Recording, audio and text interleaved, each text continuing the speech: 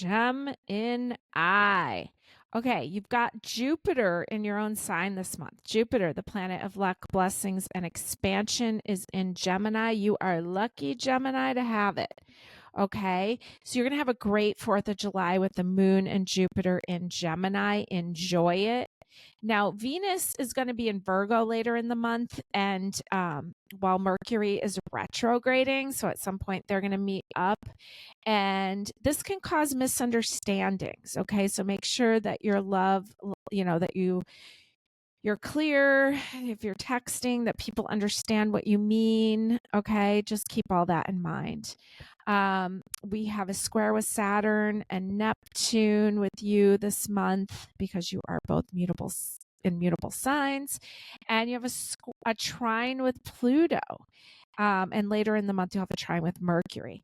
So we know that the moon's going to be in Gemini on July 2nd through July 4th. So enjoy the beginning, smoother time of the month of July.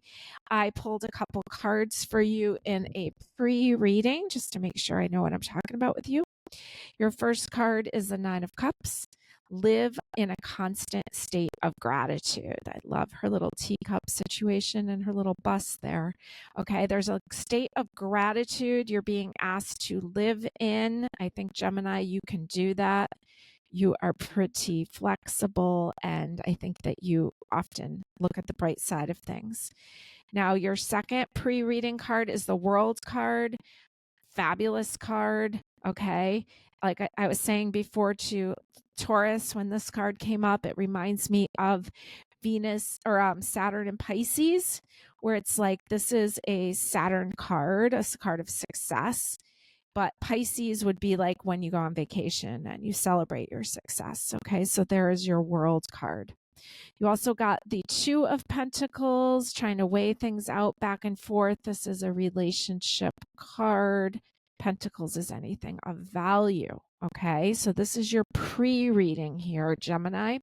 Now, let's talk about the past, present, future. Haven't looked at any of these yet. Let's see what Gemini needs to know this month. The past position for Gemini is the King of Pentacles. Okay.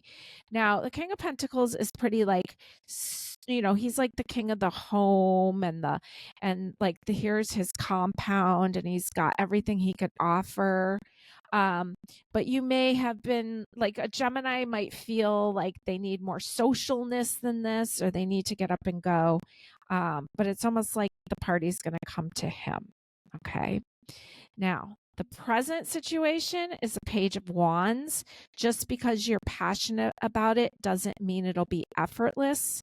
Okay, we know that even excitement is stress. And so Page, young energy, Wands, fire energy. We know we have a lot of fire this month. And I know that you have a lot of passion, Gemini, and you have a lot of great ideas. So really think those ideas out fully, because you don't want to, like, it's almost like here's a fresh idea and then the world behind it is like a completed idea.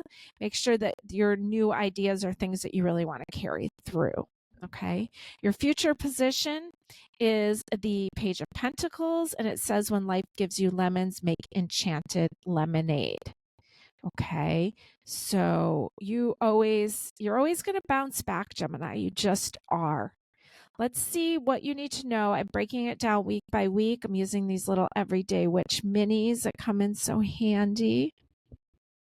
And let's see what Gemini needs to know. Week 1, we've got a 10 of Pentacles here. It's beautiful. Okay, there's a lot of stability. It's kind of coming in right there with the King of Pentacles. You got a lot of stability. Maybe you have family visiting. Enjoy it. Week 2, you got the Queen of Wands. She's a world traveler. There's a lot of passion and excitement here.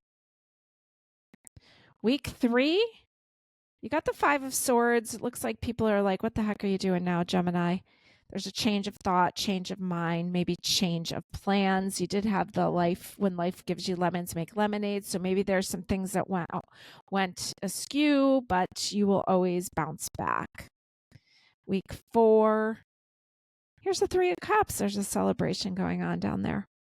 Okay, so it looks like things are going to work out pretty well for you week 3. You might just have to mind your own business. We already know that there's a lot of squares. We already know there's a little bit of difficult energy this month, but it's an opportunity to see what's not working and to make some changes. And I think you will do that on week 3. All right, I'm going to roll some dice for you. And you've got Mercury in the sign of Virgo in the 9th house. Okay, Mercury rules the sign Virgo. And we were talking about when Mercury goes into retrograde to be careful about things being misunderstood, right? So make sure that you're paying attention to that. Sometimes you have to pick up the phone and call people. I know, I hate it too. But you could get easily misconstrued in text, okay? All right, so let's see some power days for you. We know, like I said, the moon will be in Gemini July 2nd through the 4th. Take advantage. Everyone needs to take advantage of the beginning of July because it's got a lot smoother energy. Then we're looking at Mercury. Mercury rules you, Gemini, so that's a repeat of the 7th through 4th. We're looking at Virgo energy and Sagittarius energy. The moon moves into Virgo at 9:48 a.m. on Tuesday the 9th. It stays there through the 10th and the 11th till about 11:06 p.m. on Thursday the 11th. Okay, power times for you. And the sign of Sagittarius, which the moon will be in on Tuesday the 16th, starting at 9:25 p.m. through the 17th, 18th, and 19th till 4:14 a.m. So have a blast with it, Gemini. I hope that by the end of the month, you will take some time for yourself and hang out with your friends and do some fun stuff. Have a fabulous month of July.